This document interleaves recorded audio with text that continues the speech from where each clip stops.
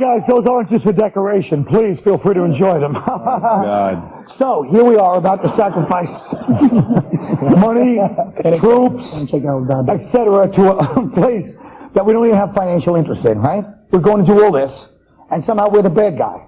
Is it bad publicity? Now, Patrice, you travel to the continent, as we call it, when we have this in our hands. You're a worldly guy. Yes. You travel to the continent a lot now. We know they think we're arrogant, but this is serious. What's going on? Man. But see, here's the thing about them, and when I say them, all foreigners, them, okay? Yes.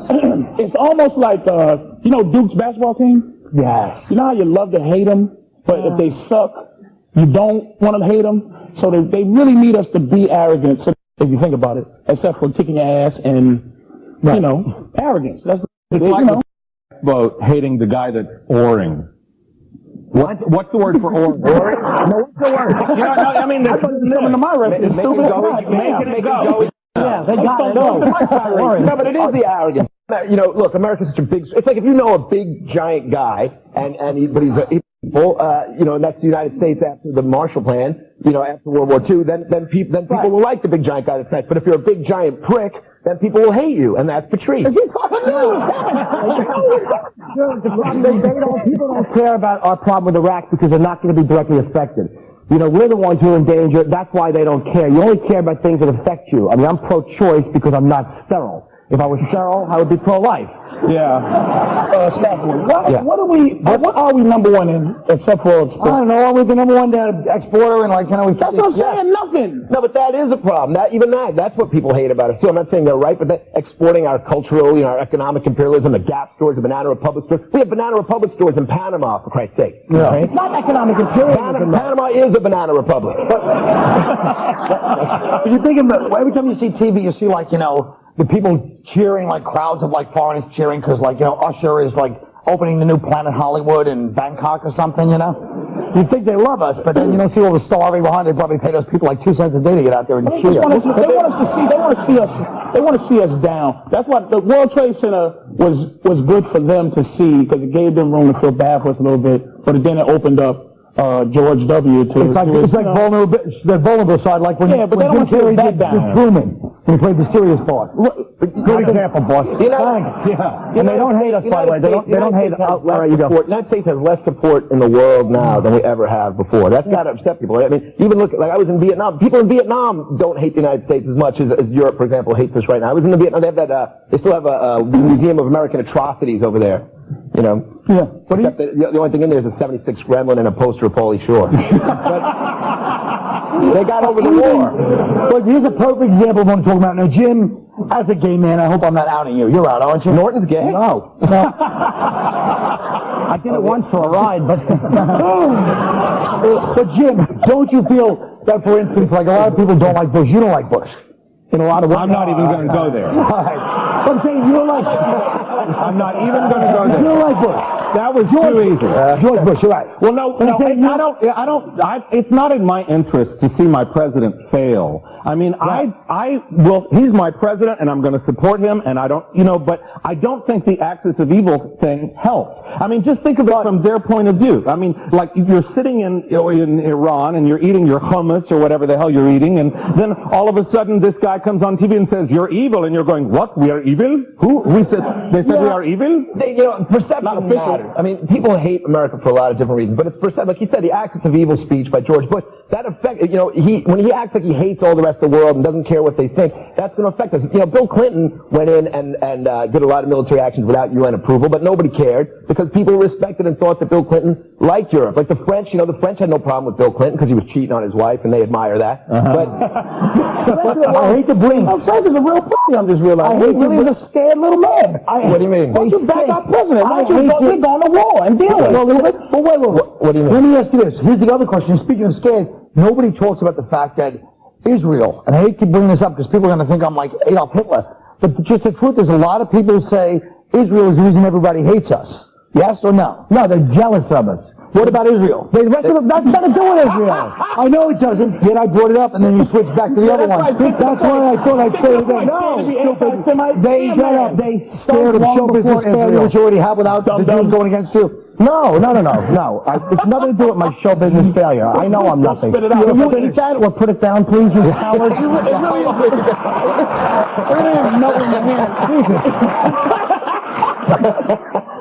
I think the people really don't hate us. They just don't like the people that end up, over there, like, taking the national resources by computer and stuff, while they're in a courtyard watching a donkey get beat up by a couple of one-eyed goats. We'll be right back.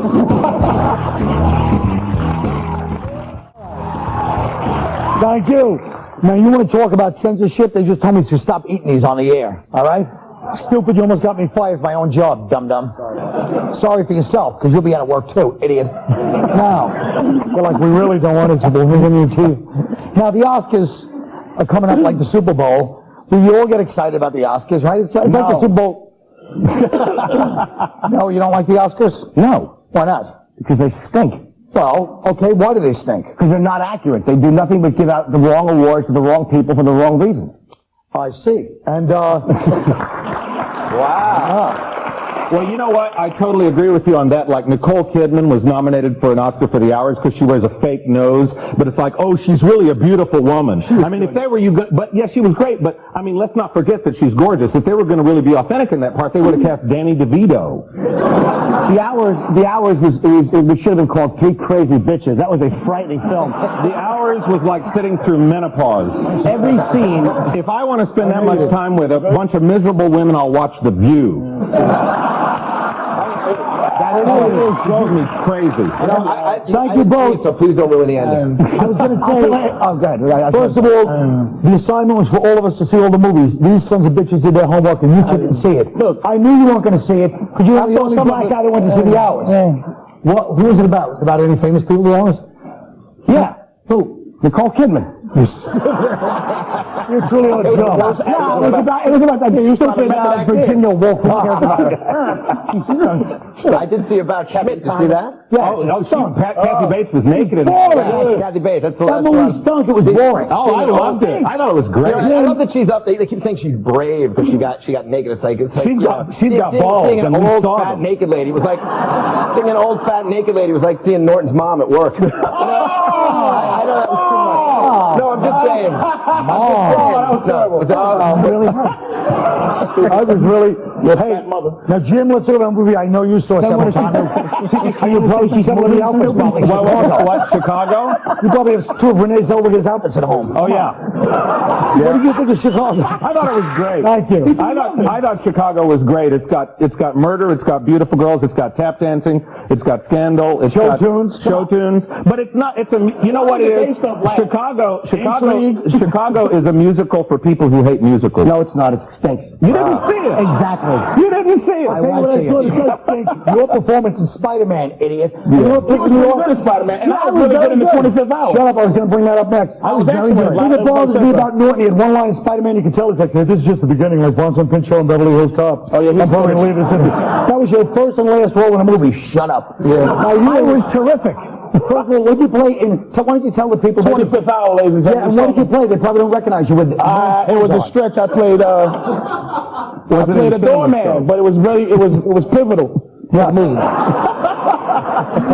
He was the 26th hour. No, you'll be in the director's cut. What? Nothing. Great. What do you think? Now, guess what, guys? There's actually something to talk about with the actual Oscars. Now they're saying no red carpet this year out of respect. What do you think about that? For who? There's no red carpet to walk down. Out of respect for what? For the war. I think that's great because I think they should give a special Oscar to whoever gets past Joan Rivers without beating her to death. I want to bash her face. He's happy about no red carpet. He probably has a dress made out of red ribbons. How did you know? Can you leave skinny Jiminy Glick alone? Oh, come on. Leave Don Knotts alone while he's explaining his story. No. So, listen, speaking of pedophiles, what do you think of the whole thing with what's his name? Roman Polanski. He shouldn't be nominated. Although the fact that he can be a pedophile and still be nominated does give a lot of us hope. Yeah, I can't. Well, you know what, though? You know what? His mother got killed in the concentration camp, and his wife got killed by the Manson family. Isn't he entitled to a little teenager? You know, just for one. I love that he ran away to France. That's just great. Like, he raped a 13-year-old girl, and then he runs away to France. Stop with the... With the what? Stop with what? Wait, she left with him, like, still. So he raped the 13-year-old girl. Shut up, dummy. I didn't get my point across. I don't get his point. He rapes a 13-year-old girl, and then he goes to France. Like, in France, it's totally acceptable somehow. It's because all the men in France look like 13-year-old girls. So they're like, well, They do. that's really not a problem. Yeah. The Pianist was a great movie. That was great. The Pianist was good. Oh yeah, I saw them all. He hid in I did my homework. all these little tiny attics, you know. It would make That Matrix effects in that movie, that would have been really good. Oh, yeah. That was awful. That was a good movie, though. You might want to start writing things down. The Pianist? Shut up. The Pianist is good. Look, did you just cover up that bomb by going, no, but seriously, that was a good Yeah, film. of course I did. You saw it ate his balls. I'm trying to get out of it. That Pianist took a pretty anti-Nazi take on the whole thing, though. You didn't improve it out? Well, you know, That's the easy I like way to out. be more even-handed. It's the easy way out. Yeah. That was a good movie, though. It really was a good movie. Oh, you're so proud that you saw that. I saw that movie, aren't you? All the movies I saw were excellent. Because for once you didn't Gangs of New York. Oh, because that for was once great. you didn't see a movie like starring Jet Li, so you feel like you're an intellectual now. And Gangs of New York was excellent. What do you think? Gangs of New York stunk. Well, That's what I said. it was like Mick Pride. You should have loved that. It was not Mick Pride. The only one was Daniel Day-Lewis. The rest of it was corny. You didn't like that? You didn't like About Schmidt? What do you like? Films with car chases, you jackass? Yeah. About Schmidt? What do you like? Films with car chases, you jackass? Yeah. I like Married to Roxbury, starring me and Will. That never got an Oscar. You know what? I think Colin's movies that he's been in, they had a grand total of $4,600 at the box office. Colin was in Married to the Mob, which they shot that in my apartment. Did they? That was your apartment? Yeah, it was my apartment. Oh, so Yeah, that's why I got kicked out. I was wondering what that swing was in the bedroom. Yeah, that was mine. Did you enjoy it? Well, here we are arguing over the Oscars, and none of us has even been nominated for an American Comedy Award, which is pathetic. We'll be right back at this commercial. So is it true? I'm not sure. From what I've seen, drugs fund things like 2 pit bulls in the back of a low-riding gold Lexus. But they say that if you buy some heroin, then you're giving money to a drug dealer who gives it to an opium cartel in Afghanistan, who gives weapons and money to Al-Qaeda. But let's take a closer look at this. Tonight, with the help of my beautiful assistant, Jim.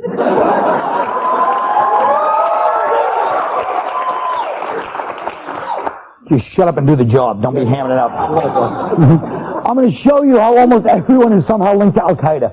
So to find out who's funding terrorism, let's do what Deep Throat told us 30 years ago, follow the money. The government says that Al-Qaeda got most of its funds through 2 money laundering organizations called Al-Baraqah and Al-Taqwa. They say these groups not only help wire money to terrorists, they provided secure telephone and internet service. And who pays thousands of dollars a year for a private internet connection? Pete Townsend, damn it. That's right, you heard me. That's right, Pete Townsend. Damn it, I'll say it to his face. When it comes to terrorism, we won't get fooled again. Now, another way these terrorist scumbags, that's tough talk, their funding is from fake charities. Like there was a charity out in Chicago called Benevolence International that got shut down because the owner was funneling millions to bin Laden. One of the ways Benevolence International got its money was from people who wanted to adopt kids in third world countries. And who loves to adopt third world kids? Mia Farrow, you heard me. Yeah. Oh, say hello to Rosemary's Babies. Another way Al-Qaeda gets its money is through ties to the West African diamond trade. Agents in Liberia ship the diamonds to America and they're bought by a wholesaler in New Orleans. And who buys all the diamonds in New Orleans?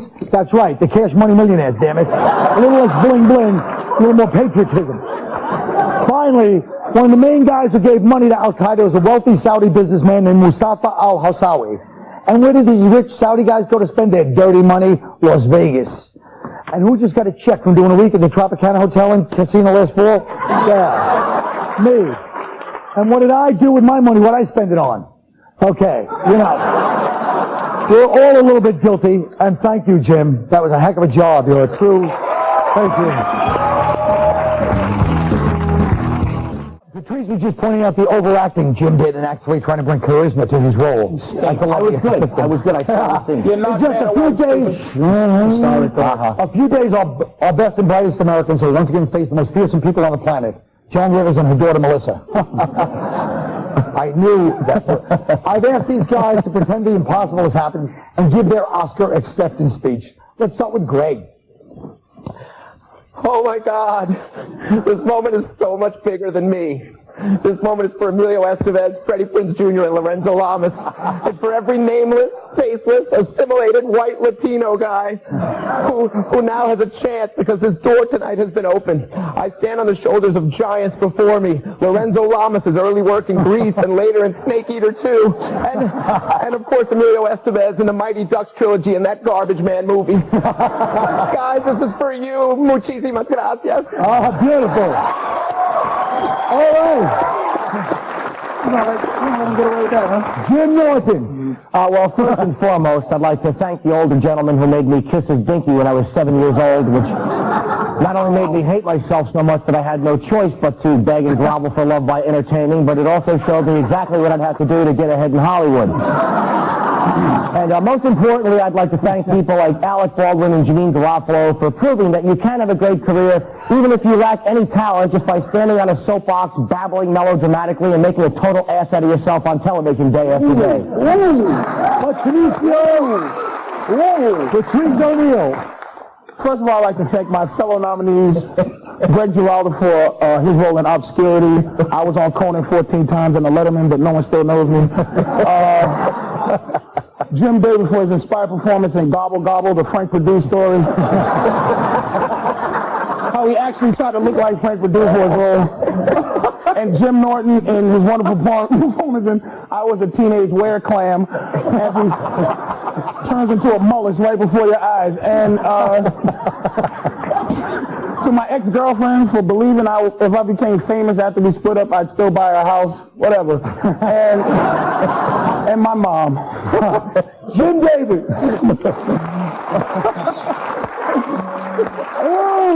It's like a car accident. All right.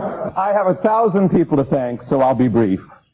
To the guys who beat me up in high school, may your life be an endless parade of child support and restraining orders. To the priests in my Catholic school, may your prison time pass quickly. And to my acting teacher who said I would never make it and who's been in the closet longer than a Nehru jacket, I say, sit on this, you old queen. All right. Jim was giving a real speech. He really was. I'd like to thank the Academy for my early roles in movies like Married to the Mob, where Matthew Modine made a joke about my voice and I wanted to stab him. I was like a glorified extra. He was like, hey, that guy really does sound like that. 3 Men and a Baby, where Tom Selleck yelled at me for not rehearsing with him. As I said before, I'd like to knock him out. And one time, I auditioned for Cocktail with Tom Cruise, and I was auditioning to be a bartender, and I pretended to be making an imaginary drink. And one of the producers goes, you don't have to do that. And I look at Tom, like, humiliated, and he goes, shrugs his shoulders like, but Tom, you have no power? You're like a giant star at that time. I don't know what to do. Yeah, you know, you're Tom Cruise. You can't tell the guy shut his mouth. This guy's trying to do a little pantomime work. So, I mean, that's about the end of it. I'm not going to jump on that other one. And I got plenty more. Folks, if you have any comments or thoughts about the show, please visit the Comedy Central website and go to the Tough Crowd message board. Good night.